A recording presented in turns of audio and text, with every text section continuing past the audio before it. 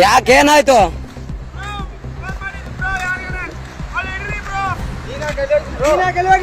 ಯಾರಿಗೆ ಫೋನ್ ಮಾಡಿಲ್ಲ ನಮ್ಮ ಮಮ್ಮಿಗೆ ಹಚ್ಚತ್ತೇನ್ರಿ ಫೋಟೋ ತೆಗಿತೀನಿ ಅಂದ್ರೆ ಅತ್ತ ಏನಾಗ್ಬೇಕು ನಿಮಗೆ? ನಮ್ಮ ಹಸ್ಬೆಂಡ್ ತಾನು ಅಲ್ಲಿ ನಿಂತು ಫೋಟೋ ತಗೋತಾನ ತೆಗ್ದಿರಿ ಕಾಲ್ ಸಾರ್ ಬಿದ್ದಾನ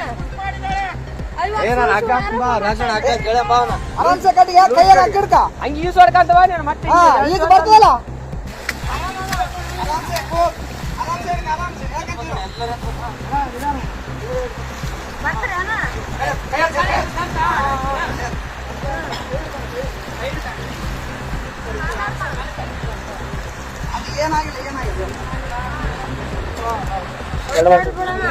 ಏನಿಲ್ಲ ಬ್ರೋ.